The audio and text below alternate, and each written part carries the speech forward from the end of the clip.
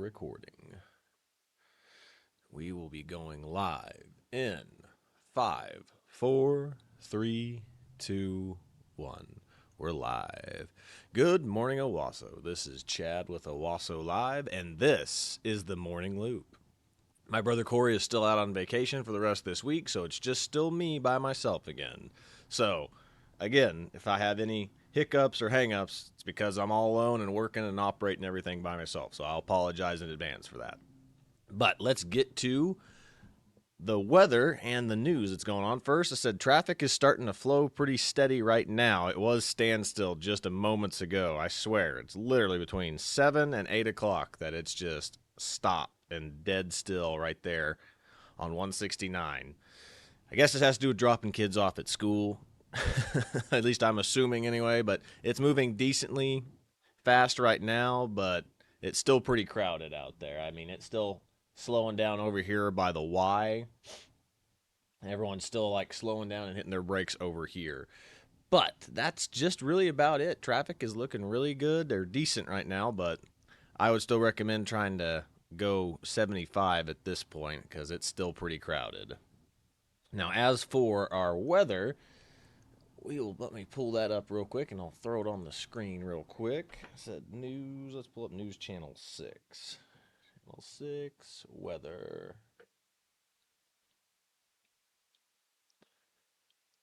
And, oh. All right, let's pull that up real quick.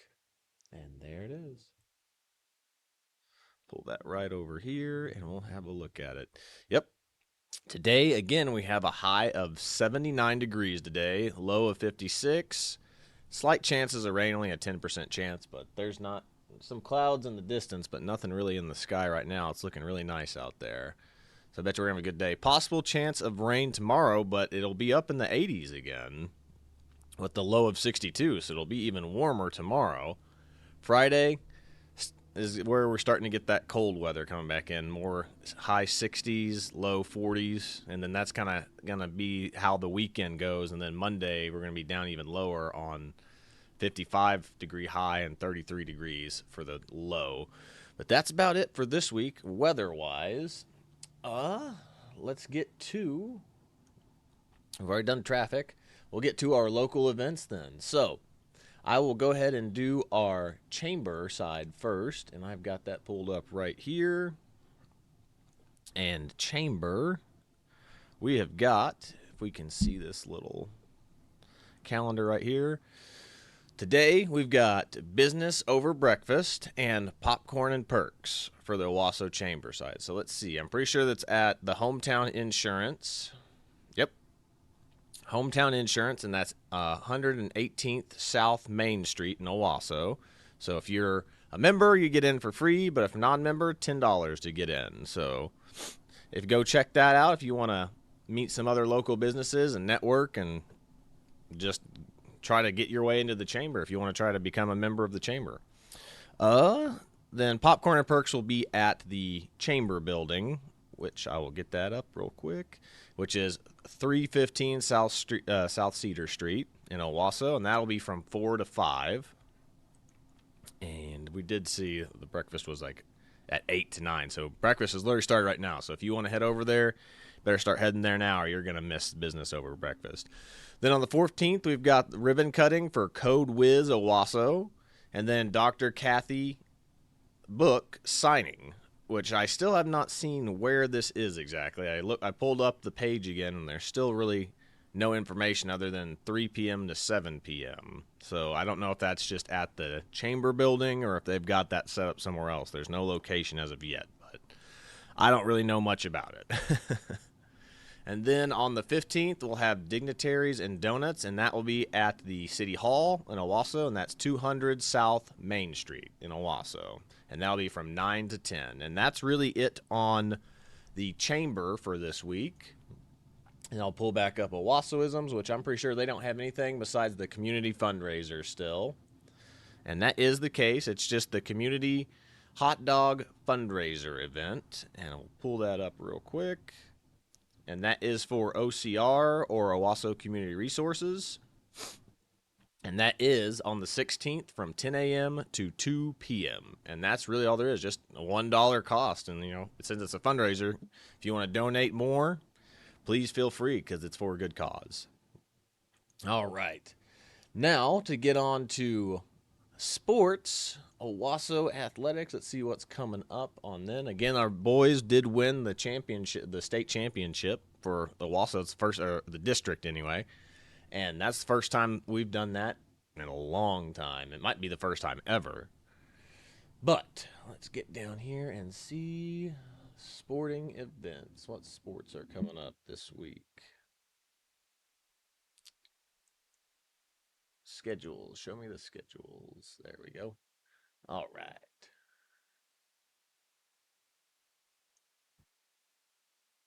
Here we go. And I've got that pulled up right now. Computer's just being a little slow today. All right. 14th. So here's what we've got going on the 14th. There's nothing going on today by the looks of it. But boys JV soccer, girls track and field, boys track and field. And that's all the 14th. Girls soccer tournament, baseball JV red, Sperry, girls tennis at Owasso. Let's see here. Slow pitch varsity softball away at Union. Baseball, Timber Creek will be away. Man, everybody's got stuff going on the 14th. 15th. There's the 15th right there, and then the 16th. And then just a busy schedule for our baseball teams. All right. And that takes care of the Owasso side. Rejoice said won't pull up all of them. You have to pull them up all individually. So we'll pull up their basketball schedule real quick. Go ahead. Go. Nope, nothing on their basketball. Baseball. Here we go. March. We're at March 13th. So they've got a game versus Caney Valley at the Rejoice Stadium. So there is a baseball game for Rejoice on the 14th at 4 p.m. So if you want to go check them out, feel free to. The 15th, they've got one on the 15th at Warmer High School. 16th at Bishop Kelly. And then nothing else for the rest of this week for the Rejoice Boys Baseball. Check out, they don't have football. They probably might have some tennis games. Let's see here. February, March. Here we go, March 14th. They've got one at the La Fortune Tennis Center rescheduled for March 7th. So this is on the 14th. Okay, excellent. All right. Well, that's really about it on that. If you want to check out more on the Rejoice side, go check out their website. I don't want to spend the next 5-10 minutes going in and out of every sport there. But let's go check out. I know the OKC Thunder played last night, and we did lose, unfortunately. Thunder.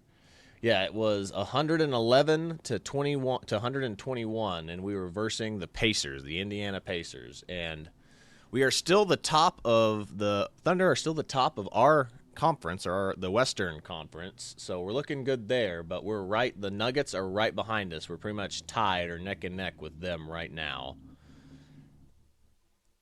And the Timberwolves are third, and we're still. So if we can keep it up, maybe we can make our way to the championship. But I'm just afraid that since we're getting closer to the end here, I'm afraid that they're just benching all their good players right now. I could be wrong because I don't watch basketball as religiously as I do football, but I just have a feeling they're resting all their good players right now. But we'll see. I said hopefully the Thunder can keep it up and keep up the pace and keep up the fire here, because I would like to get some Thunder hype back in the community again. All right. Now, as that's pretty much it for local stuff in our sports, but in national news, it seems like it's going to be Joe Biden has confirmed that the Democratic Party has confirmed that Joe Biden is their front man for the next election. So, as you can see, it will be Trump versus Biden again, round 2.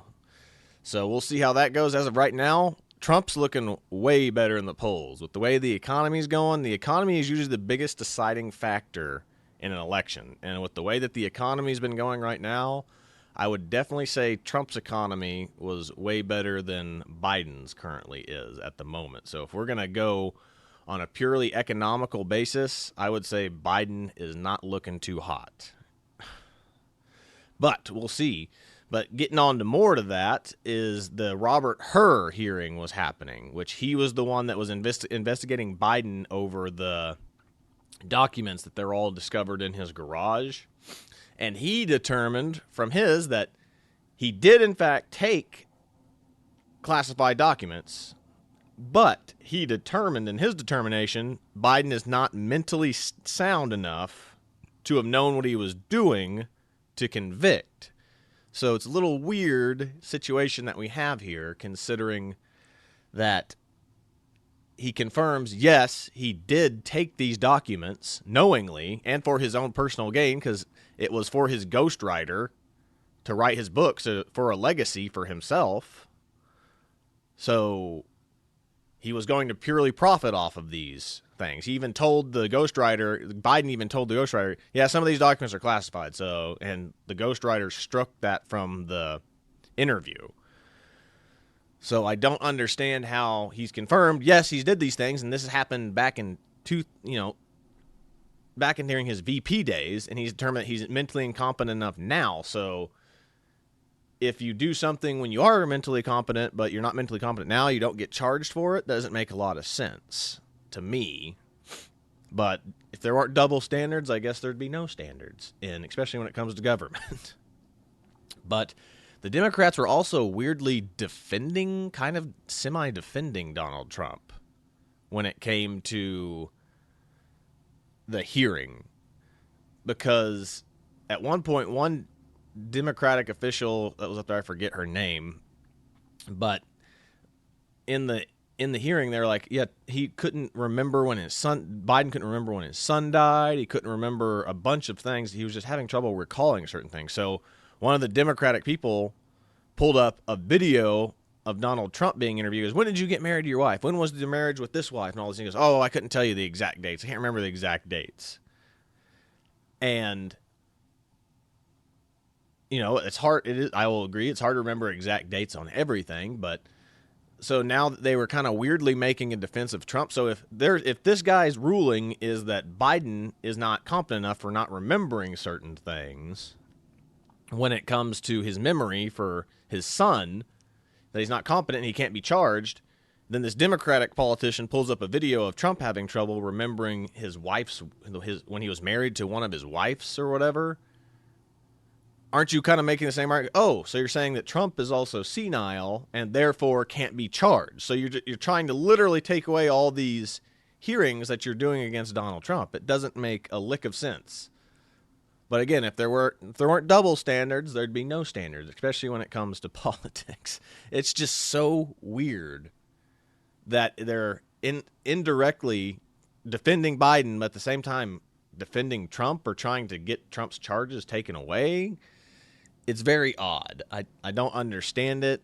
There's just a bunch of weird things coming from this Robert Hur thing, because this Robert Hur hearing is weird, but as I've always known from every single hearing from Congress, nothing happens at these congressional hearings. Everyone's like, oh, this is a big deal. There's a huge hearing happening at Congress where someone's having to come up in front of Congress. What has happened?